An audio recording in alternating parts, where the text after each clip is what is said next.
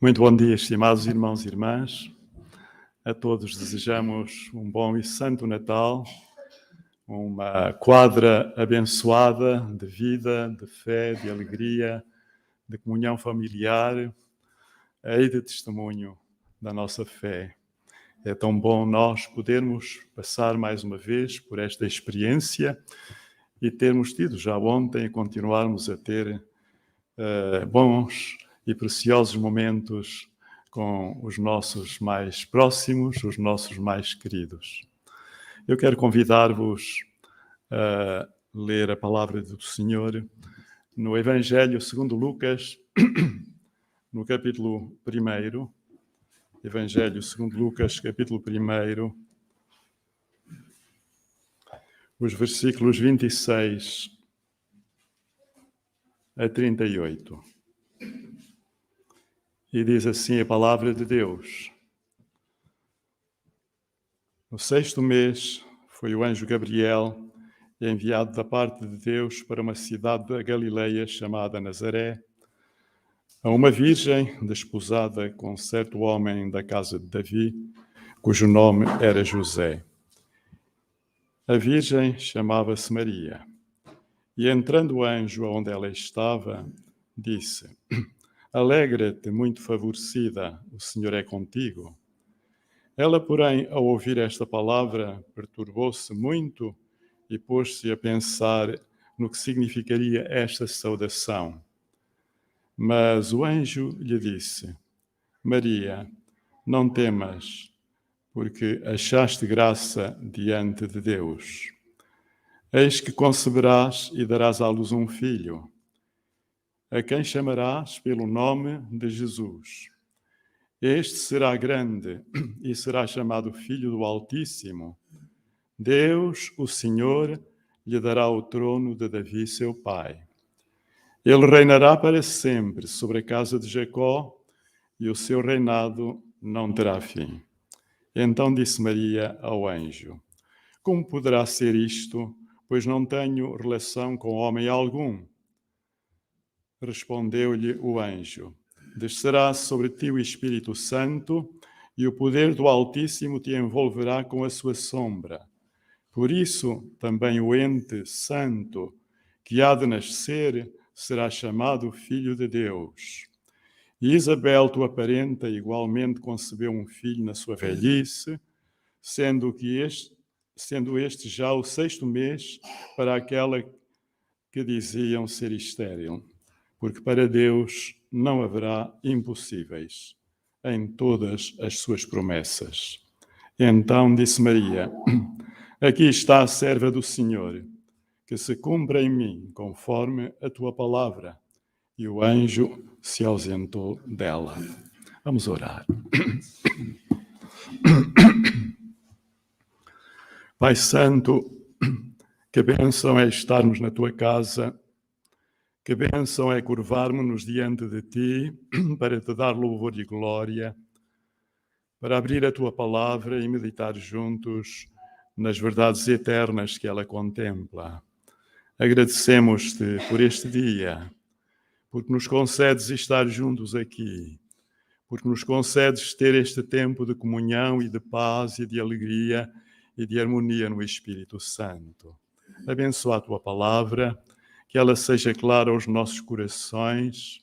Também a conhecemos, mas quantas coisas mais ela tem para nos desvendar.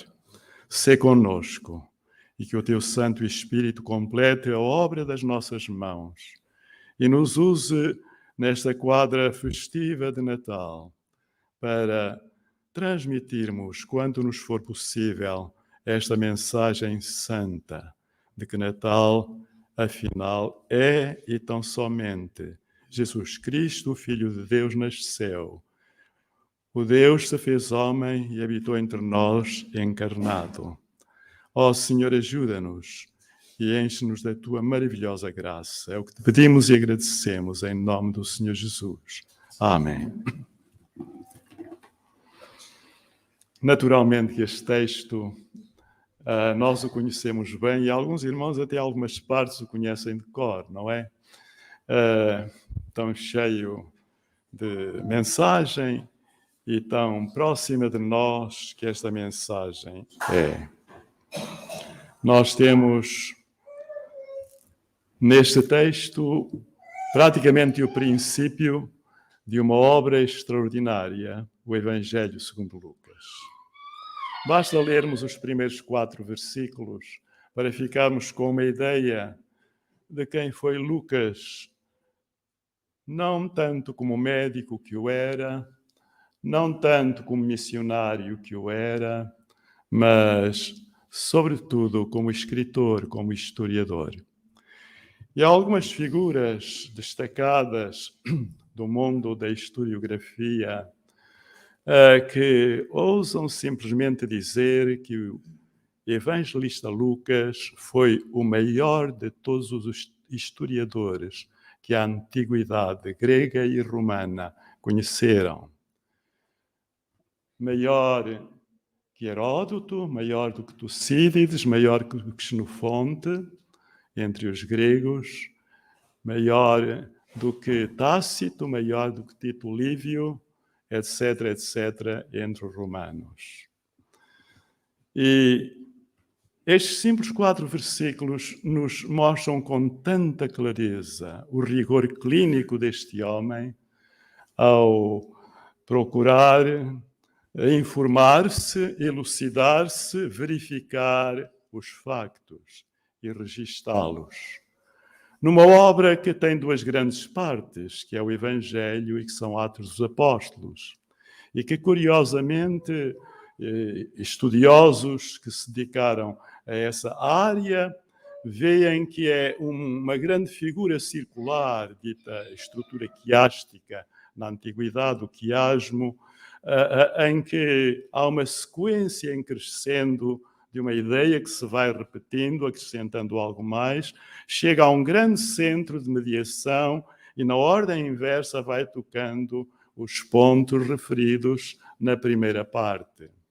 E que o Evangelho e Atos dos Apóstolos juntos formam este grande quiasmo, dando-nos a ideia de que é uma obra de harmonia, toda ela essencialmente histórica, para nos falar de Jesus Cristo e da obra que por Cristo foi realizada nas primeiras décadas do cristianismo.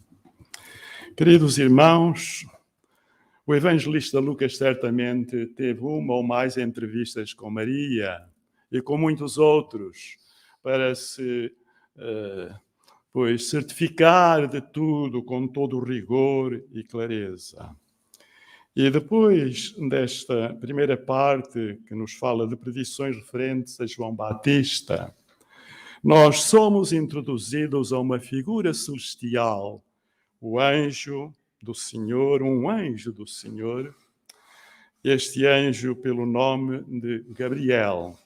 No versículo 11 diz, em relação a Zacarias, naturalmente, é quem trouxe a boa nova de que iria ter um filho e que ele, de algum modo, questionou e por isso ficou mudo até o momento em que a criança nasceu, porque o anjo veio para lhe dizer o seu nome se chamará João, o precursor de Jesus, o Messias Salvador.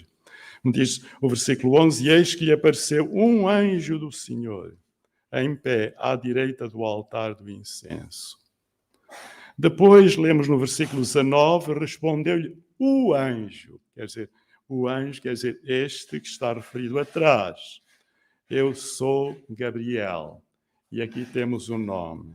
E curiosamente, com clareza, agora o versículo 26, no 6º mês, foi o anjo Gabriel. Um anjo, este anjo chamava-se Gabriel, e foi o anjo Gabriel que, enviado da parte de Deus, pois trouxe esta mensagem a Maria.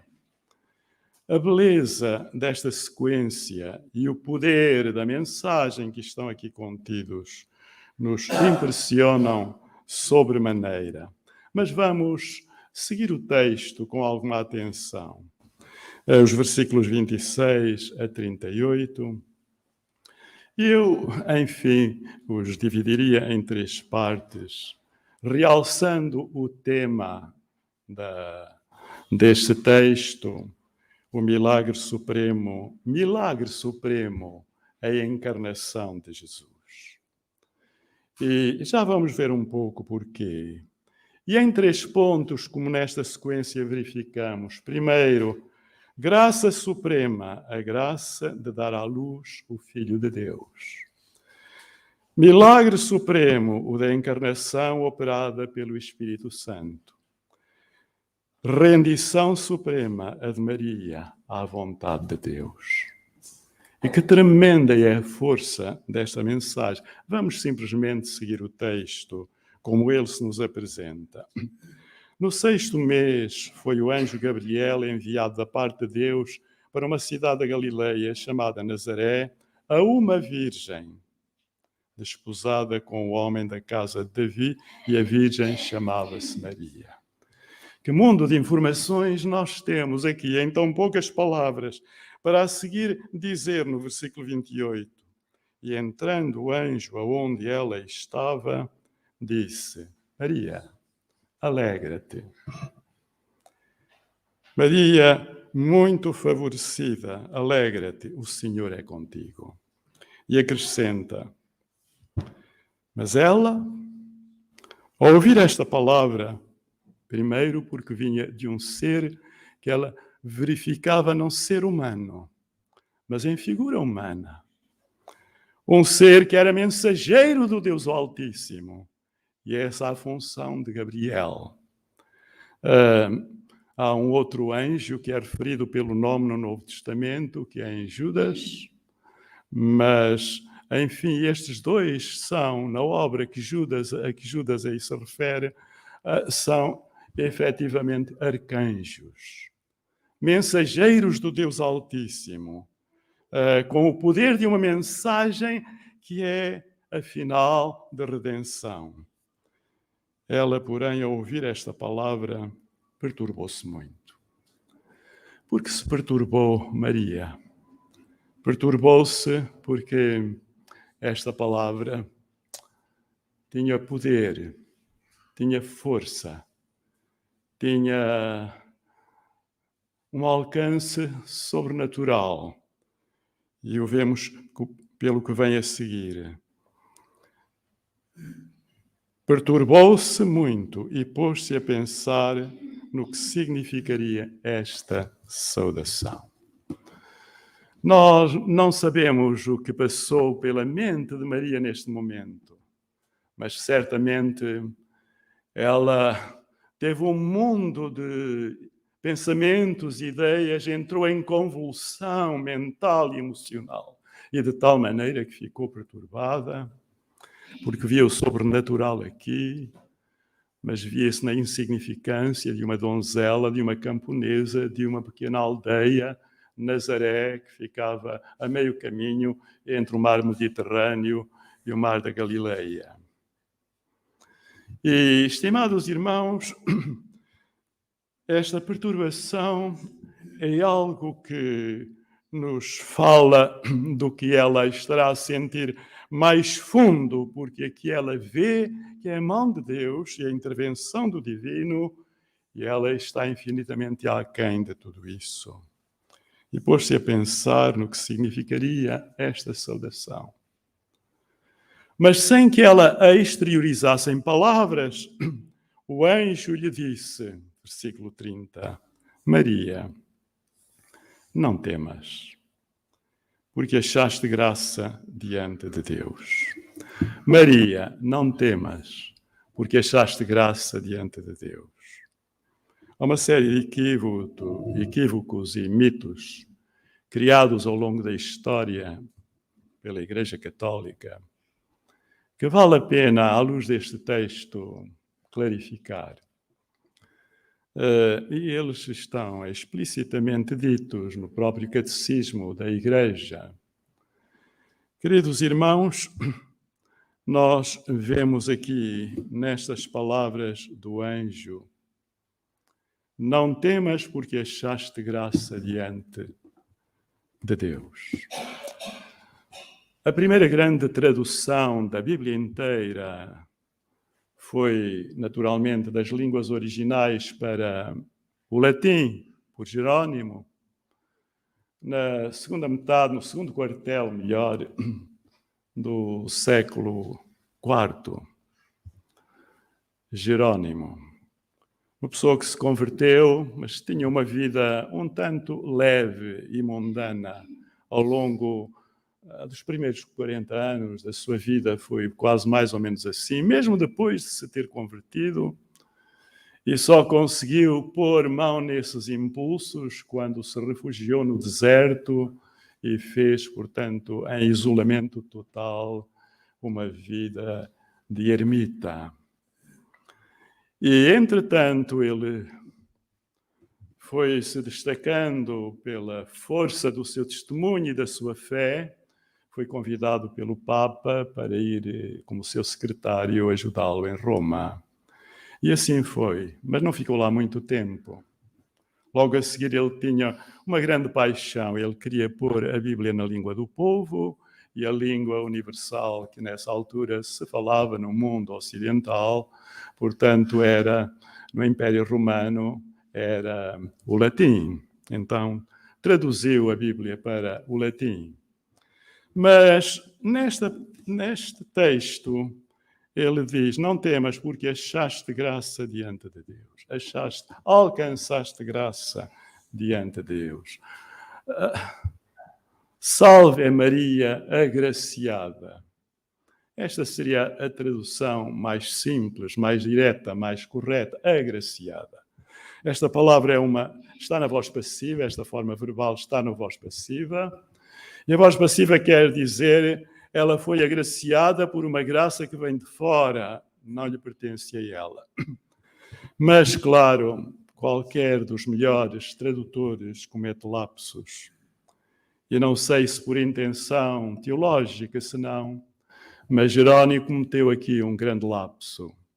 E traduziu esta expressão por Ave Maria, Maria não está no texto, mas implícito, cheia de graça. E a Igreja Católica explorou esta componente para falar de Maria como sendo fonte de graça. Ela própria ser a encarnação da graça divina. Ave Maria, gracia plena, cheia de graça. E esta expressão gracia plena depois, enfim, passou para algumas traduções e assim foi ficando. Mas o que aqui está a dizer é precisamente o contrário. Não é por força da graça que Maria tinha em si, mas pela força da graça que o Espírito Santo colocou na sua vida. Foi a graça divina que entrou no seu coração e fez, afinal, toda a diferença. Achaste graça.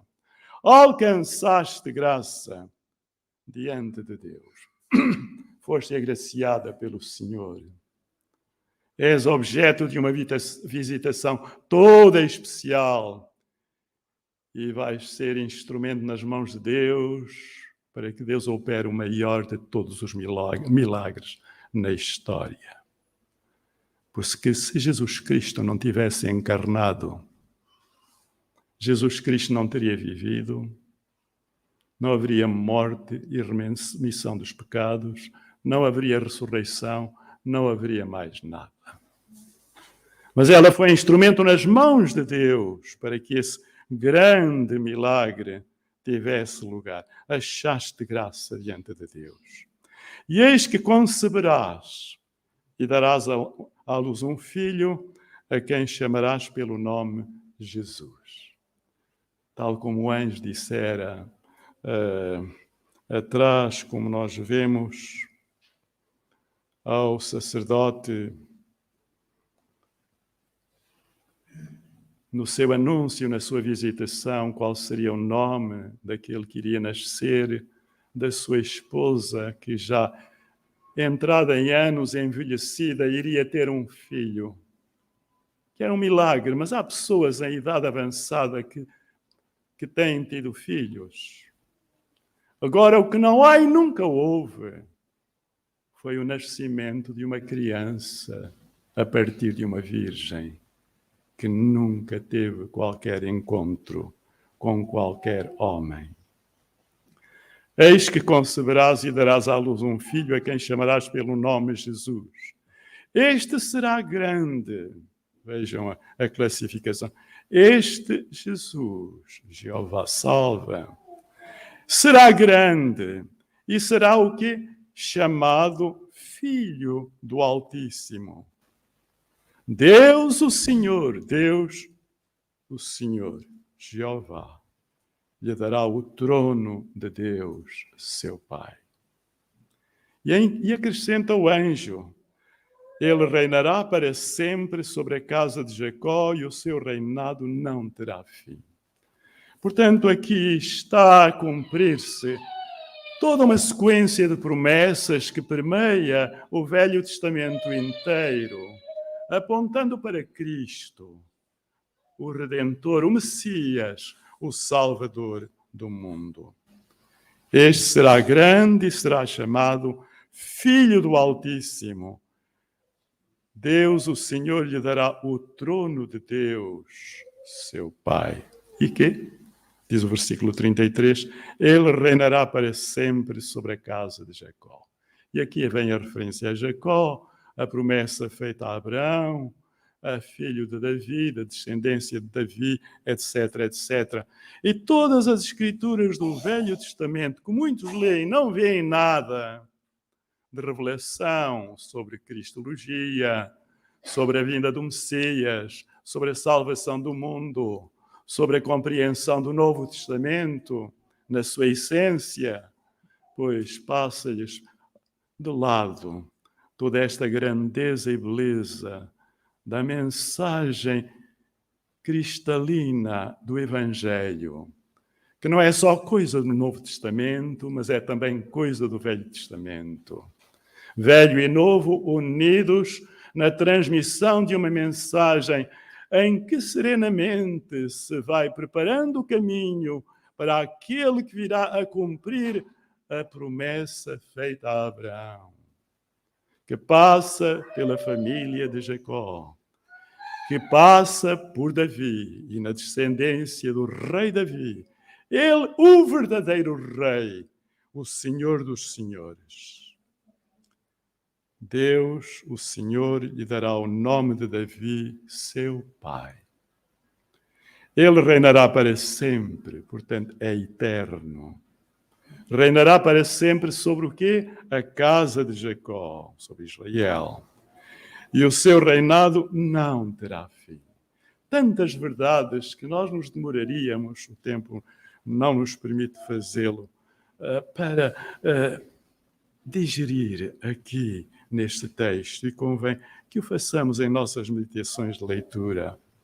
Então disse Maria que ficara perturbada, como estaria ela agora? Mas ela não tem coragem sequer de dizer grande coisa. Ela disse apenas ao anjo, como será isto? Ela está confusa, está baralhada. Como será isto? Sei lá se na mente dela à partida não estaria a ideia, é impossível. Como será isto? Eu não conheço varão, eu sou virgem. É impossível. É absolutamente impossível que tal aconteça. E não pergunta quando, não pergunta em que circunstâncias, não pergunta para quê, mas sim, como? Como será isto? Ela aqui já está no meio do caminho da abertura para a compreensão. Ela quer é saber o como, porque agraciada por Deus, ela já compreendeu que está a ser de uma maneira tão especial. E o versículo 35, respondeu-lhe o anjo. E é impressionante este versículo, irmãos. Respondeu-lhe o anjo Gabriel, o mensageiro do Deus Altíssimo. Descerá sobre ti o Espírito Santo, e o poder do Altíssimo te envolverá com a sua sombra.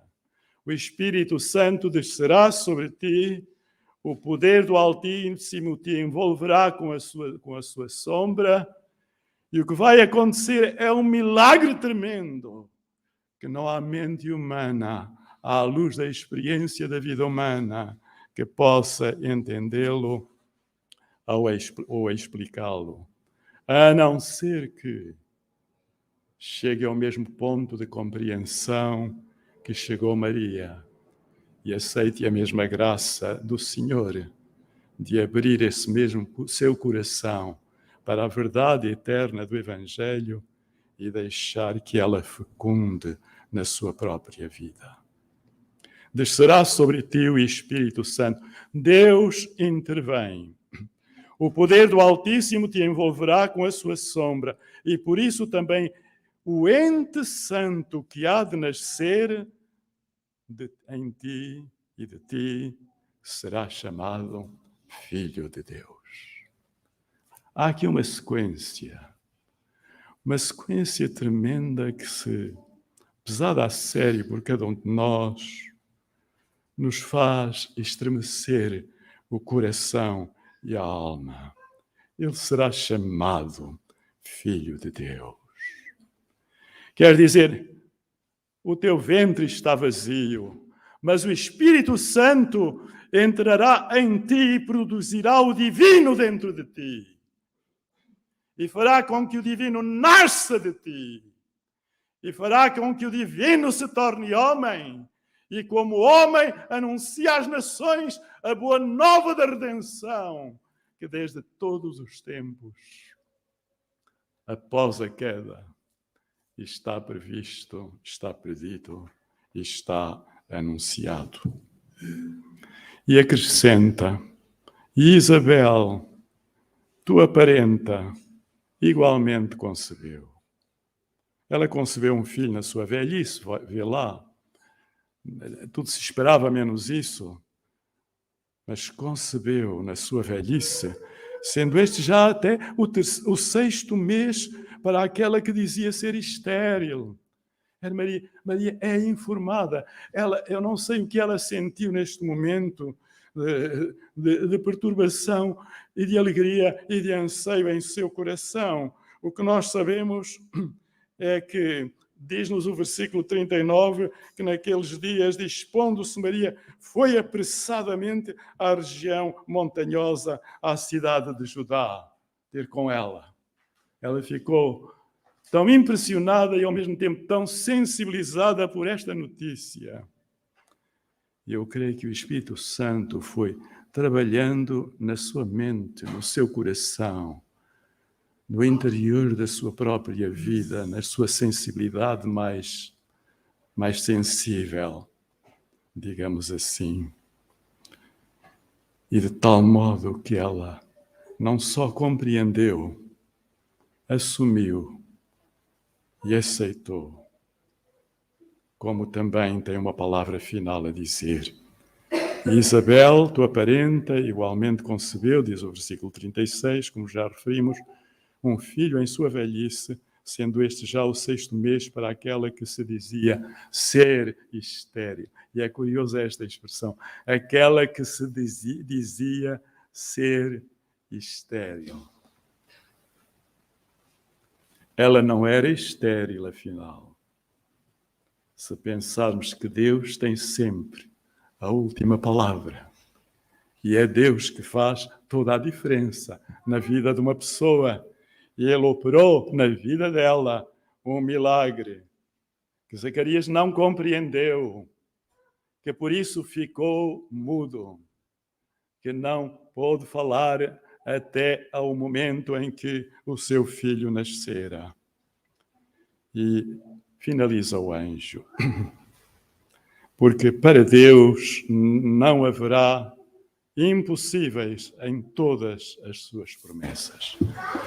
E vejamos, estimados irmãos, para Deus, primeiro, não haverá impossíveis, segundo, em que circunstâncias? Em todas as suas promessas.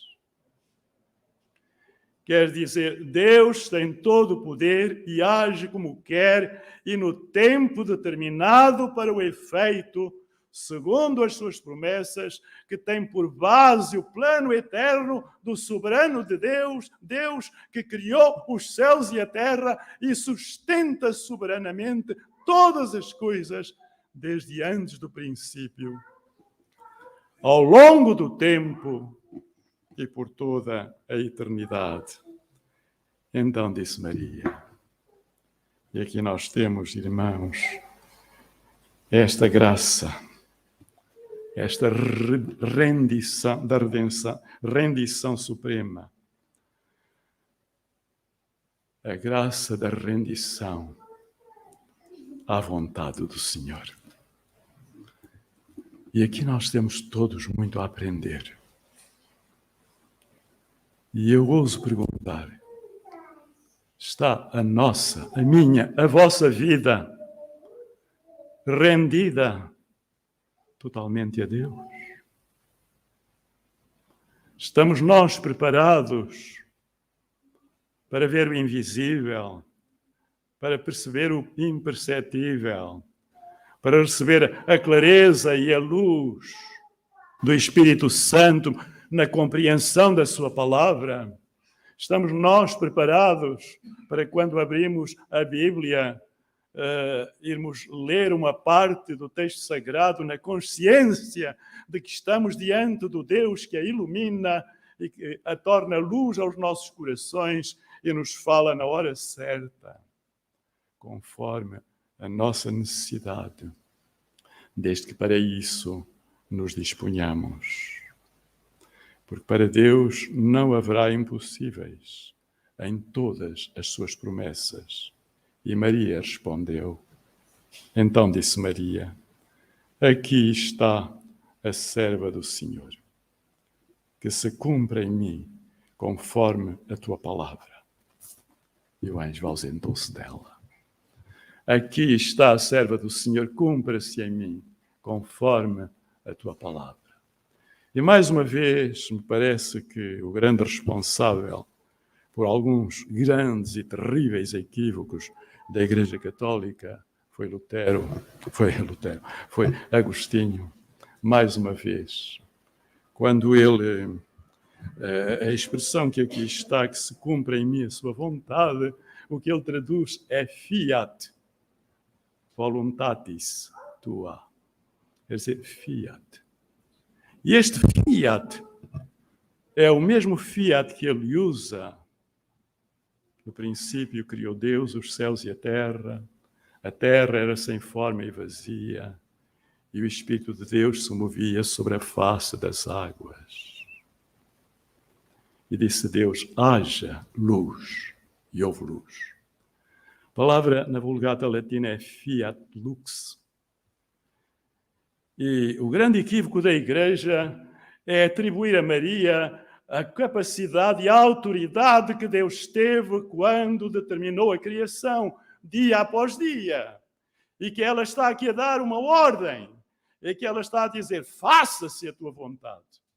Agora, se lá no Gênesis, eu refiro só à tradução da Septuaginta, a tradução grega, a palavra é um imperativo no hebraico e é um imperativo na tradução grega. Aqui é um optativo. Genoito e não gegeneto. É um optativo. E um optativo coloca-nos no plano do possível. O indicativo no modo do real, o conjuntivo no modo do provável e o optativo o mais distante no modo do possível, que o mais certo é ser impossível. Porque na categoria das orações, e não vou entrar nisso, nas várias categorias, isso se verifica nas orações condicionais, por exemplo, se isto fosse assim, este fosse assim, quando pode ser um imperfeito ou pode ser um optativo, e se é um optativo, está muito longe de ter a ver com a verdade. Se fosse possível, e pressupõe-se à partida de que isso não é possível. Portanto, há aqui esta série de equívocos, mas o facto é este, irmãos, é que a Igreja Católica desviou-se muito mais da verdade bíblica nos últimos 150 anos do que em todos os primeiros 16 séculos até à Reforma. A Igreja está muito pior hoje do que estava nos tempos da Reforma, a não ser no plano moral. Porque o plano moral da Igreja, de facto, teve muita força nessa altura. A autoridade da Igreja não era autoridade alguma. Mas, nas suas doutrinas, tinha tocado numa série de doutrinas. Tinha evoluído, depois foi a questão das indulgências, a justificação, foi a questão que deu resultado às teses de Lutero, como nós sabemos. Havia problemas doutrinários que foram acumulando-se, mas nunca como nos últimos tempos. Imaginemos que, por exemplo, no primeiro Vaticano I, em 1870, foi declarada a infalibilidade papal. Primeiro, tudo que sai da boca do Papa tem o mesmo poder do que sai da boca de Deus, da Bíblia. A Bíblia e a tradição. Portanto, a autoridade da Igreja é a Bíblia e a tradição. E a tradição, todas as encíclicas papais têm o mesmo poder.